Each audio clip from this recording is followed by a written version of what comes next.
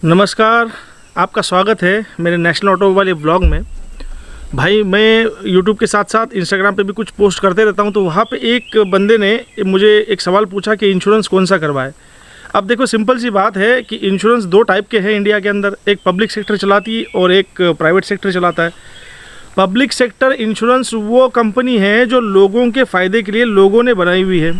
सुन लो, बात समझ लो कि बिल्कुल सीधा सा फंडा है। और प्राइवेट सेक्टर वो चीज़ है कि जिसमें लोगों को एनुअल पैकेज देके बिठाया गया है कि किस तरह से कंपनी का फ़ायदा करवाए। जैसे रिलायंस है या फिर टाटा AIG है या फिर समझ लो आप ICICI लोम्बार्ड है, बहुत सारी कंपनीज है प्राइवेट सेक्टर में काम करती हैं। बहुत सारे आपको लालच देती है कि इस तरह से करो, इस तरह से करो, इस तरह से करो। मैं तो कहता हूँ कि भाई गो डिजिट का तो किसी सिटी में ऑफिस भी नहीं है। लोगों को बहुत तकलीफ़ हो रही है इंश्योरेंस के लिए। प्राइवेट लिमिटेड में करने से अच्छा है कि हम प्राइवेट सेक्टर को छोड़ के हम पब्लिक सेक्टर की तरफ जाए और इंश्योरेंस को, नेशनल है, न्यू इंडिया है, ओरिएंटल है, बहुत सारे कंपनीज़ जो गवर्नमेंट ओन करती है और लोगों के भलाई के लिए, लोगों को फ़ायदा पहुंचाने के लिए ये कंपनीज़ को निकाला गया था। आज भी बहुत सारा मार्केट का शेयर इनके पास है, मार्केट कैप्चर बहुत सारा इन लोगों ने करके रखा हुआ है। आप समझ लो कि इंश्योरेंस कहाँ पे करवाना है। देखो, पैसे बहुत सारे देखे लोगों को बिठाया गया है आपकी गलतियाँ ढूंढने के लिए। तो प्राइवेट सेक्टर की कंपनीज़ आपको लूटती हैं। 1000 लोगों का इंश्योरेंस करवाने के बाद में अगर किसी एक गाड़ी का अगर नुकसान हो जाता है, एक्सीडेंट लोग जानबूझ के नहीं करते, एक्सीडेंट हो जाता है, इसीलिए उसको एक्सीडेंट कहा जाता है कि इनको भी गलतियाँ ढूंढी जाती है कि भाई राइट में था क्या, लेफ्ट में था कि मेडिकल किया था कि नहीं किया था, पंचनामा हुआ था या नहीं हुआ था। तो आप सबको मैं एक सलाह देना चाहता हूं कि प्राइवेट सेक्टर से अच्छा पब्लिक सेक्टर है। आप अपने गाड़ियों का इंश्योरेंस जो है ना पब्लिक कंपनी से करवाएं। अच्छा, दूसरी चीज़, जब हम गाड़ी नहीं निकालते हैं तो कंपनी क्या करती है, मारुति सुजुकी है या फिर टाटा है, अपनी अपनी कंपनियों के अपने अपने इंश्योरेंस के यूनिट निकाले हुए हैं और आपको ज़बरदस्ती करते कि भाई इधर से ही निकालो या हमारे पास ही निकालो।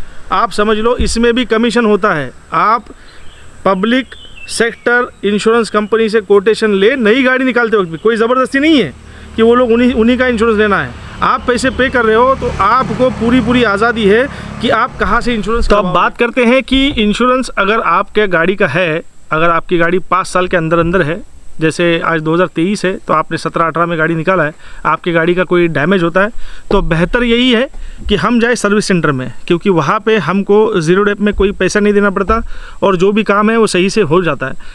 क्योंकि हर चीज़ को अगर बदल देंगे तो काम अच्छा ही होगा। ये चीज़ बाहर नहीं होती है, बाहर रिपेयर करने की कोशिश की जाती है, पैसा बचाने की कोशिश की जाती है, लेकिन हमको लगता है कि नहीं यार ये तो पुराना ही डाल दिया और हमारा काम सही से नहीं हुआ। तो अब देखने का नज़रिया अलग अलग होता है। और आपकी गाड़ी अगर 10 साल पुरानी है तो भाई आप फुल इंश्योरेंस करवाना ही नहीं। आप समझ लो 1 लाख रुपए का IDV है हमारी गाड़ी का और 70,000 रुपये का नुकसान हो गया है तो गाड़ी टोटल लॉस हो जाएगी, हमको कुछ मिलेगा नहीं। दूसरी बात, अगर कंपनसेसिव है इंश्योरेंस तो हमारा डिप्रिसिएशन 10 साल के बाद होगा 50% और फिर जाएगा GST का पैसा 28%, मैक्सिमम पार्ट्स में 28% GST लगता है, सर्विस टैक्स जाएगा 18%, तो समझ लो 40-50% यही हो गया। तो कितना पैसा डालना पड़ेगा? 70-80 हज़ार डालेंगे तो हमको 1 लाख रुपये मिलेगा। तो 20,000 कमाने के चक्कर में फुल इंश्योरेंस ना करवाए, बेहतर है कि थर्ड पार्टी करवाए और जो भी नुकसान हो तो उसको बाहर ही करवा ले। देखो फ़र्क समझ लो कि थर्ड पार्टी, एक कार की बात करता हूँ मैं, कोई भी 1200-1400 सीसी कार है उसका फुल इंश्योरेंस आएगा 9,000 रुपये में और थर्ड पार्टी आएगा 7,000 रुपये में। एक एग्जांपल बता रहा हूँ आपको मैं। फिर जब एक्सीडेंट हो जाएगा तो डिप्रिसिएशन करके जो 1 लाख रुपये का काम है उसमें 60-70 हज़ार हमको भरना है और ऊपर से 9,000 रुपये ये दे दिया। तो देख लो, आप हिसाब कर लो, आप समझदार हो तो उससे अच्छा है थर्ड पार्टी करवा ले। जब एक्सीडेंट होगा तो सामने वाले को तो इंश्योरेंस पे करेगा, हमारा जो खर्चा होगा तो हम लोग कर लेंगे बाहर सर्विस सेंटर में। जो 70,000 सर्विस सेंटर में खर्चा आता है, बाहर आपको पता है 30-35 में हो जाता है। इंश्योरेंस में बहुत सारे झोल हैं। अच्छा होगा कि जो कंपनीज लोगों के लिए बनाई गई हैं, कि लोगों के फ़ायदे के लिए बनाई गई हैं, हम लोग उसमें अपना योगदान दें, हम लोग उसी से अपना इंश्योरेंस करवाए। 1500 की तरफ ना देके, थोड़ा महंगा हो सकता है लेकिन प्रोसेस बहुत ही लाइटली होता है और लोग फटाफट मदद करते हैं, आपका क्लेम फ़ौरन सेटल हो जाता है। ये ऐसे प्राइवेट में नहीं होता। प्राइवेट में 10-20 हज़ार के क्लेम तो ऐसे ही कर देंगे ये लोग, लेकिन जब लाख के ऊपर चले जाओगे ना आप, तो प्राइवेट वाले इस तरह से तकलीफ देते हैं कि महीनों चक्कर कटवाओ, उसके बाद इंश्योरेंस मिलेगा, उसमें भी आपकी कमियां ढूंढी जाएंगी। उसके लिए पैसे देकर लोगों को बिठाया गया है। और समझ लो कि प्राइवेट कंपनीज पैसे कमा कमाने के लिए निकाली गई है, हम लोगों के फ़ायदे के लिए नहीं है। और पब्लिक सेक्टर लोगों के फ़ायदे के लिए निकाली गई है, वो मुनाफा कमाने के लिए नहीं निकाली गई है। तो अपना ख्याल रखिए। इंश्योरेंस के बारे में जब भी कोई सवाल हो, इंस्टाग्राम पे एक मैसेज कर देंगे आपको।